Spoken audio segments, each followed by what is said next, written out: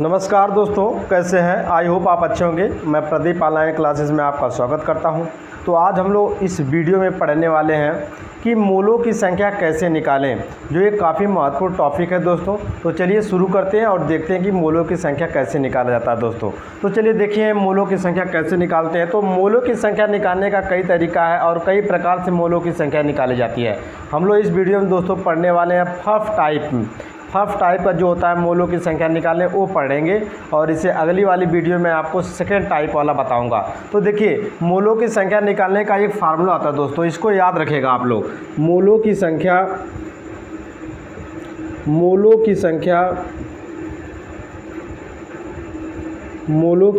बराबर होता है दोस्तों दिया गया भार, जो यौगिक दी रहेगी उसकी दिया गया भार दोस्तों ग्राम में होना चाहिए। ये दिया गया भार ग्राम में है बटे मोलर द्रव्यमान, यौगिक का मोलर द्रव्यमान दोस्तों, मोलर द्रव्यमान। इसी पे बेस पे हम लोग न्यूमेरिकल आज लगाएंगे मूलों की संख्या निकालना दोस्तों। यही है फार्मूला मूलों की संख्या निकालना दोस्तों। तो आपको ये फार्मूला याद होना चाहिए मूलों की संख्या निकालने के लिए कि मूलों की संख्या बराबर होगा दिया गया भार, जो यौगिक दिया रहेगा उसमें कितने ग्राम यौगिक है तो वो दिया गया भार ग्राम में लेना है बटे यौगिक का मोलर द्रव्यमान करके आपको भाग दे देना है और मूलों की संख्या निकल जाएगी दोस्तों। और इसको शॉर्ट में कैसे लिखा जाता है? मूलों की संख्या को दोस्तों n से लिखा जाता है। तो यहाँ पे मैंने लिख दिया n, ये मूलों की संख्या हो गई। मूलों की संख्या को n से दर्शाया जाता है दोस्तों। तो यहाँ पे मैंने लिख दिया n, और n बराबर दोस्तों होता है कि दिया गया भार, दिया गया यौगिक का दिया गया भार है, इसको कैपिटल W से और मोलर द्रव्यमान को कैपिटल M से। दोस्तों यही फार्मूला फाल्ट में है। तो W बराबर क्या है? दिया गया यौगिक का दिया गया भार जो है ग्राम में है, और कैपिटल M बराबर है यौगिक का मोलर द्रव्यमान। मोलर द्रव्यमान ठीक वैसे ही निकलता है जैसे अणु भार निकलता है यौगिक का दोस्तों। तो हम लोग शुरू करते हैं सवाल। जैसे मैं कह दूं कि क्वेश्चन एक यहाँ पे लिख रहा हूँ दोस्तों कि 54 ग्राम H2O में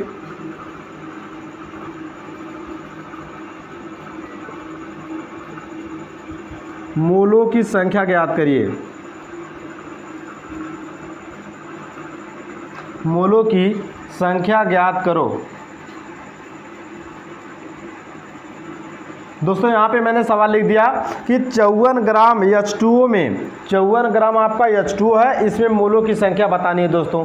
तो करना कुछ नहीं, मोलों की संख्या का फार्मूला लगा दीजिए। मोलों की संख्या का फार्मूला होता है 60 में दोस्तों n बराबर क्या हो जाएगा? W अपान m हो गया। n बराबर हो गया W अपान m दोस्तों। और W बराबर यौगिक जो है कितनी ग्राम है दोस्तों? तो यहाँ पे 54 ग्राम H2O, तो H2O तो एक यौगिक हुआ, पदार्थ हुआ, तो इस कितने ग्राम है? 54 ग्राम है दोस्तों। तो W का मान हो गया 54 ग्राम, तो लिख दीजिए 54 दोस्तों। और बटे M का मतलब है कि मोलर द्रव्यमान। तो H2O का मोलर द्रव्यमान कैसे निकाला जाएगा? देख लीजिए दोस्तों, यहाँ पे मोलर द्रव्यमान कैसे निकालेंगे? मोलर द्रव्यमान निकालेंगे कैसे? देखिए H2O जो होता है इसका मोलर द्रव्यमान कैसे निकालेंगे दोस्तों? तो हाइड्रोजन का परमाणु भार कितना होता है? 1 होता है। यहाँ पे मैं कुछ प्रमुख तत्वों का परमाणु भार लिख दे रहा हूँ। हाइड्रोजन का 1 होता है, नाइट्रोजन का 14 होता है दोस्तों, और यहाँ पे लिथियम का 7 हो जाएगा, और कार्बन का 12 याद रखिएगा, और ऑक्सीजन का 16, सोडियम का 23, एल्यूमिनियम का 27। ठीक है, इतना याद रखिएगा, आपका काम हो जाएगा दोस्तों। ठीक है, तो मोलर द्रव्यमान कैसे निकालते हैं? देखिए यहाँ पे हाइड्रोजन जो परमाणु है, कितने परमाणु हाइड्रोजन का दोस्तों? 2 परमाणु है। तो एक हाइड्रोजन का परमाणु भार 1 होता है दोस्तों, तो 2 हाइड्रोजन का परमाणु भार 2 हो जाएगा। तो यहाँ पे लिखेंगे 2 प्लस एक ऑक्सीजन का एक ही ऑक्सीजन का परमाणु यहाँ पे है, तो एक ऑक्सीजन का परमाणु भार दोस्तों होता है 16। देख लीजिए यहाँ, तो यहाँ पे लिख दीजिए 16, तो आपका हो जाएगा 18, जोड़ देंगे तो 18 दोस्तों हो जाएगा। तो हमारा जल का मोलर द्रव्यमान कितना हो गया? आपका 18 आ गया। तो यहाँ पे रख देंगे m का मान 18 दोस्तों। ठीक है, यानी मोलर द्रव्यमान, m का मतलब है मोलर द्रव्यमान, तो कितना आ गया? 18।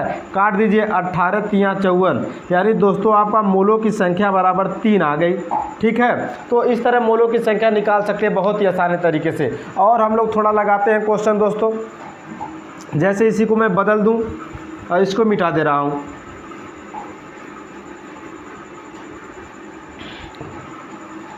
जैसे दोस्तों यहाँ पे लिखूं 120 ग्राम यूरिया, 120 ग्राम यूरिया जिसका फार्मूला होता है दोस्तों NH2CO NH2। 120 ग्राम यूरिया में मोलों की संख्या बताओ, मोलों की संख्या बताओ।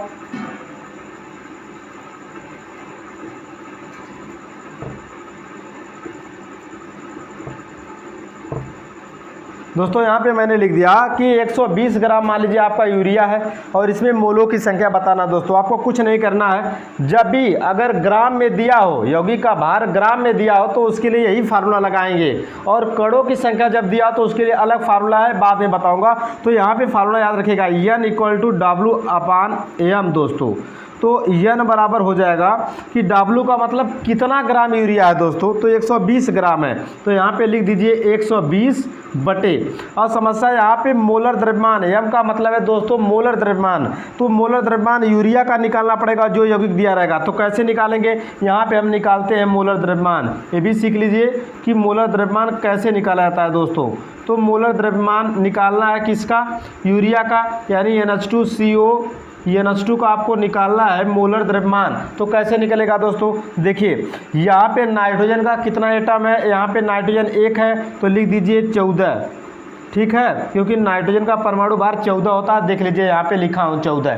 ठीक है, उसके बाद यहाँ पे हाइड्रोजन 2 है तो एक हाइड्रोजन का परमाणु भार 1, तो 2 हाइड्रोजन का 2 दोस्तों, तो 2 प्लस कर दीजिए। उसके बाद फिर प्लस का निशान लगाओगे। यहाँ पे कार्बन है, एक ही परमाणु कार्बन का, तो एक कार्बन का 12 होता है, देख लीजिए यहाँ पे, तो यहाँ पे लिख दिया मैंने 12, फिर प्लस कर दीजिए दोस्तों। और यहाँ पे ऑक्सीजन है, एक ही ऑक्सीजन दिखाई दे रहा है तो आपका 16 हो जाएगा, प्लस नाइट्रोजन है तो 14 लिख दीजिए, प्लस हाइड्रोजन 2 है दोस्तों, एक हाइड्रोजन का 1 तो 2 हाइड्रोजन का 2 हो जाएगा परमाणु भार। अब इसको जब आप जोड़ेंगे तो ये आपका आ जाएगा 60 दोस्तों, कितना आ जाएगा 60 आ जाएगा आपका मोलर द्रव्यमान यूरिया का।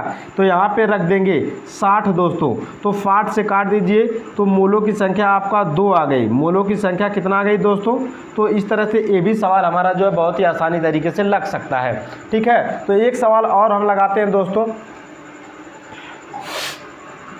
इसको मिटा देते हैं, एक सवाल और लगाते हैं। जैसे मान लीजिए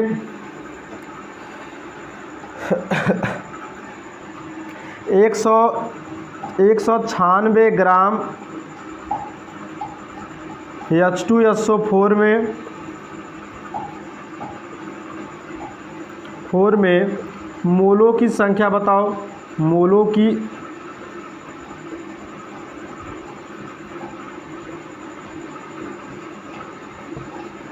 संख्या बताओ दोस्तों। यहाँ पे लिख लिया हूँ कि 196 ग्राम आपका H2SO4 है, इसमें आपको मोलों की संख्या बतानी है दोस्तों। तो क्या करना पड़ेगा, आपको कुछ नहीं करना है, आपको फार्मूला लगाना दोस्तों, N मोलों की संख्या N बराबर W/M। ठीक है दोस्तों, N बराबर हो जाएगा W/M। W क्या है, यौगिक का भार, ग्राम में कितना ग्राम यौगिक दिया है दोस्तों, तो सल्फ्यूरिक अम्ल कितना है 196 दोस्तों, तो हम W के जगह पे 196 लिख देंगे। ठीक है, लिख दिया मैंने। अब M का मतलब है मोलर द्रव्यमान, अणु भार, तो H2SO4 का अणु भार निकाल दीजिए दोस्तों, या मोलर द्रव्यमान भी इसी को कहते हैं। तो हो क्या जाएगा, यहाँ पे हाइड्रोजन कितना है 2 है, तो एक हाइड्रोजन का परमाणु भार 1 होता है दोस्तों, तो 2 हाइड्रोजन का 2 हो जाएगा। तो हम यहाँ पे 2 लिख दिए, प्लस करिए, एक तत्व का हो जाएगा तो प्लस का निशान कर देंगे। यहाँ पे सल्फर है दोस्तों, सल्फर का जो होता है लिखा नहीं हूँ, लेकिन सल्फर का 32 होता है दोस्तों। याद रखिएगा कि सल्फर का कितना होता है, 32 परमाणु भार होता है, क्योंकि एक ही सल्फर है तो 32 ही लिख देंगे। उसके बाद ऑक्सीजन, ऑक्सीजन का 16 होता है, लेकिन यहाँ पे दोस्तों 4 ऑक्सीजन है, देखिए O4, तो 4 से गुणा कर देंगे और ये हो जाएगा आपका 32 2 34, और दोस्तों ये हो जाएगा 16 चौको 64, ये आपका हो जाएगा 98 दोस्तों। कितना हो जाएगा सल्फ्यूरिक अम्ल? 98 हो जाएगा। यानी मोलर द्रव्यमान आपको पता हो गया। एम का मान कितना हो गया? 98। आप यहाँ पे एम की जगह पे 98 रख दीजिए दोस्तों। तो 2 8 16, 2 9 18 को 2 बार में कट गया, तो एन बराबर 2 हो गया दोस्तों। तो इस तरह से हम जो है कि अगर किसी यौगिक का भार दिया हो ग्राम में, तो हम क्या करेंगे, उसमें मोलों की संख्या बहुत ही आसानी से निकाल लेंगे दोस्तों। तो यही था आपका मोलों की संख्या निकालना और जब किसी यौगिक का भार दिया गया हो। तो अब इसी के साथ वीडियो हो गया समाप्त। तब तक अपना ध्यान रखिए, मस्त रहिए, खुश रहिए। और यदि आपको वीडियो पसंद आए तो लाइक करिए, सब्सक्राइब करिए और शेयर करना न भूलें।